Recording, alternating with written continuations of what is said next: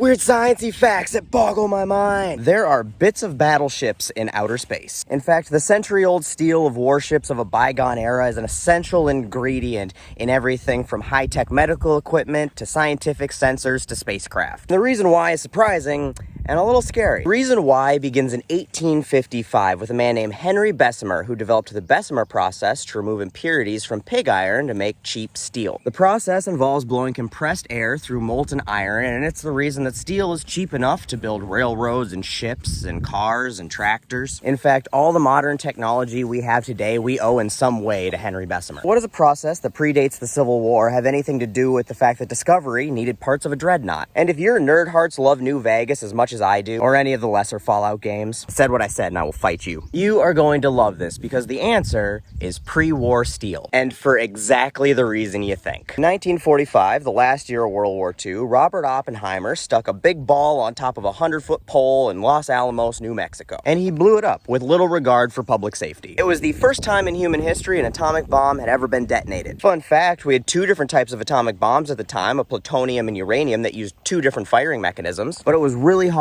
to make atomic material at the time, so we decided to just test the plutonium one. That was what the Trinity test was. So when the Enola Gay dropped Little Boy on Hiroshima, that was our very first test of an uranium bomb. We had no idea what the fuck it was going to do, if it would even work, what its yield would be. We just went full send and yeeted McGeeted it to see what would happen. And the shockwave was so big it rocked the B-29 that had gotten 11.5 miles away by the time the bomb detonated. Anyway, back to the Trinity test. This was the first time that man-made radiation had ever entered the atmosphere. And because they blew it up basically on the fucking ground, it entered the atmosphere in a not great way. Kind of like smoke from the Canadian wildfires. When something enters the atmosphere at low altitude, it stays more condensed and low to the ground. And the wind just blows it all over. So like the wildfire smoke, radiation from this test in New Mexico was found all over, all the way to the Atlantic Ocean. And then we blew up Japan twice and Bimini Atoll a few times. Then Russia figured out how to do nukes and they started blowing up Siberia and shit. And atmospheric radiation continued to increase and increase all the way up until the mid-1960s. But still, what the hell does that have to do with steel? Well, remember how the Bessemer process blows compressed air through molten iron to make steel? If that air contains atmospheric radiation, which it did, the steel comes out singing Imagine Dragons. Now, this slightly radioactive steel is perfectly fine for 99.9% of applications. But high-tech medical equipment, sensors on spacecraft and satellites, any scientific equipment that requires steel to be built and is very sensitive to radioactive signatures, then suddenly the Homer Simpson steel doesn't quite work. So what do you do when you're a scientist or an engineer and all the steel since 1945 is radioactive and you're all out of Rad-X and you need steel that's not radioactive? Well,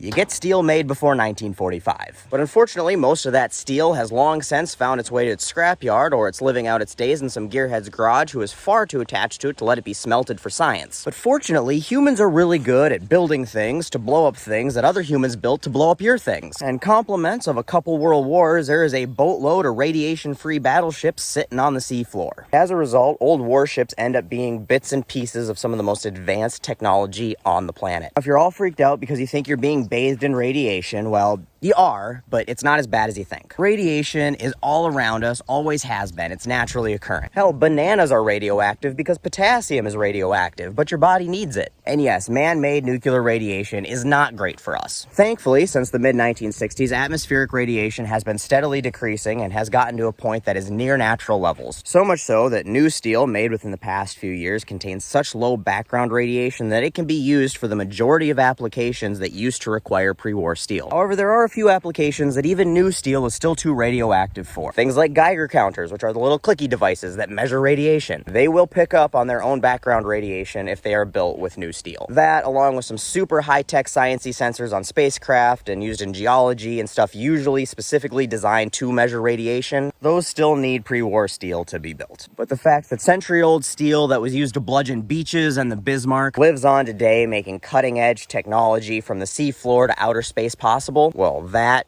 is pretty mind-boggling.